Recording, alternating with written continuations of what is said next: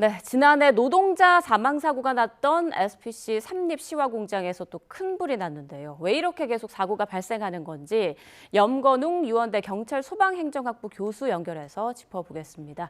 교수님 안녕하십니까? 네, 안녕하세요. 네, 지금 화재 현장 합동 감식이 진행되고 있는데 경찰과 소방이 어떤 부분을 좀 중점적으로 살펴볼까요? 네, 어제 오후 경기 시흥시 SPC 삼립 시화 공장에서 난 불이 화재 발생 8시간 만에 꺼졌는데요. 오늘 오전 경찰과 소방당국은 화재 원인 등을 찾기 위해 1차 합동 감식을 진행했습니다. 화재 초기 폭발음이 들렸다는 근로자 진술 등을 토대로 합동 감식을 이어갔고요. 우선 화재가 발생했던 건물을 중심으로 감식이 진행되었는데 발화 지점으로 추정되는 건물 3층에서 화재 원인을 찾고 있습니다. 예. 합동 감식반은 스프링클러와 소화전 등과 관련해 소방시설 설치 규정이 제대로 지켜졌는지 현장 확인을 하고 있고요. 또 화재 원인과 소방시설 설치, 또 안전관리 감독에 대한 부실이 없었는지 중점적으로 조사할 것으로 보입니다. 네, 현장에서 폭발음도 많이 났고 연기도 엄청나게 뿜어져 나왔는데 YTN 취재 결과로는 SPC 공장 화재가 빵 정연기 5분 근처에서 시작된 것으로 추정된다 이렇게 보도가 되고 있습니다. 그렇다면 전기적 원인 가능성이 높다라고 볼 수 있을까요? 네, 보통 공장 화재 시에 전기적 요인으로 발생하는 화재 비율이 높은데요. 이번 SPC 공장 화재는 전기적 원인보다는 기계적 결함이 원인이 되었을 가능성이 높아 보입니다. 예. 네, 어제 화재의 목격자들도 펑하는 소리와 함께 불이 시작되었다고 전했고요. 또 오늘 경찰과 소방이 참여한 1차 합동 감식 결과에서 SPC 공장 화재는 빵 정연기 5분 근처에서 시작되었다고 전해지고 있습니다. 즉 빵을 만드는 기계 등에서 화재가 시작되었을 가능성이 높아 보인다고 할 수 있는데요. 예. 다만 이제 가스 폭발이나 전기적 요인 가능성도 배제할 수는 없습니다.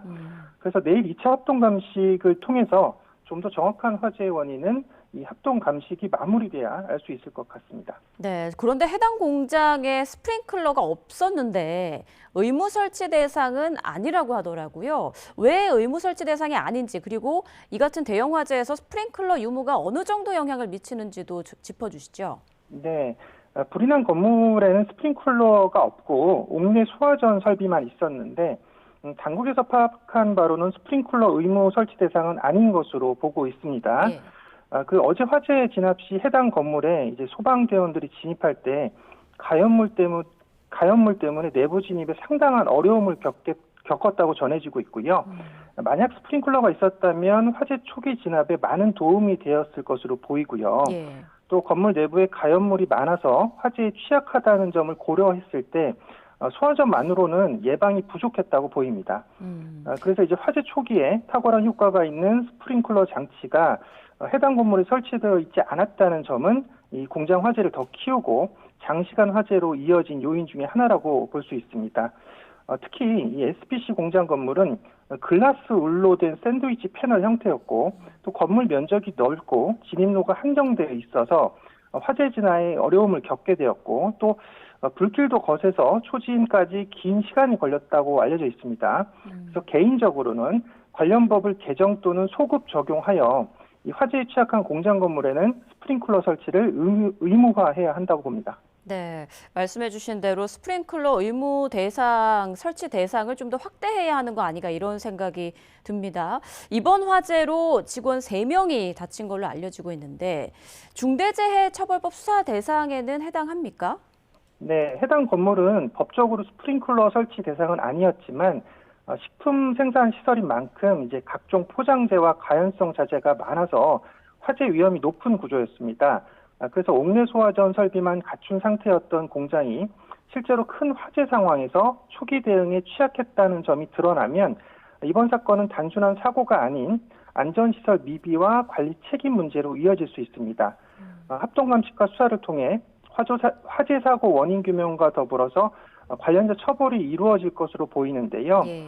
이번 SPC 공장 화재 사고는 중대재해처벌법 적용은 가능합니다. 중대재해는 중대산업재해와 중대시민재해로 구분되는데 중대산업재해는 근로자가 업무 중 발생한 사고로 사망하거나 다치는 경우에 해당되기 때문에 중대재해처벌법 적용은 가능한데요.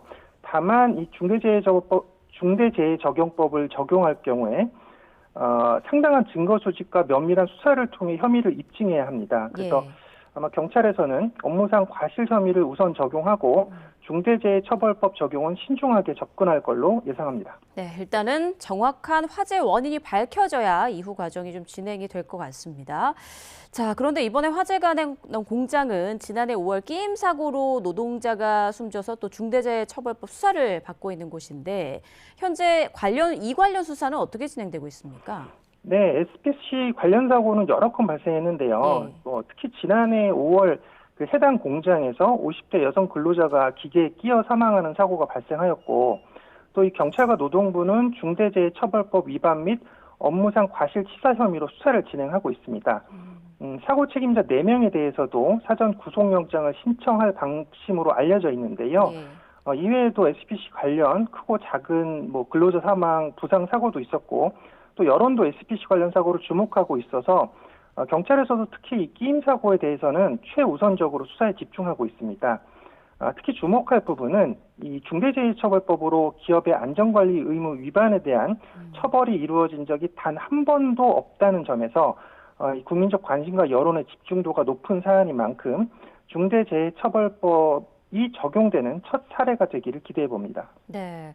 자, 계속 사고가 반복되는 만큼 면밀한 검토와 시급한 대책이 좀 필요해 보이는데 조금 전 구속영장 신청 가능성이 높다라고 말씀하셨는데 발부 가능성은 어느 정도로 예상해 볼 수 있을까요? 네, 일단 경찰에서 사전 구속영장을 신청할 계획이라고 알려져 있었는데요. 예. 이재명 대통령께서도 아마 취임 바로 다음 날 지난해 7월이었죠. SPC 삼립 시야 공장을 직접 방문해서 안전관리 실태를 파악하고 경영진을 질책하고 대책을 주문한 바도 있습니다. 정부에서도 SPC 사고 관련해서 촉각을 세우고 있고 경찰에서도 수사 의지가 강력하기 때문에 아마 충분한 증거를 확보하여 혐의를 입증할 것으로 예상합니다. 다만 구속영장 발부 요건이 주거불명, 도주 우려와 증거 인멸 우려에 해당하기 때문에 영장 발부 여부는 법원의 판단을 지켜봐야 할 것 같습니다.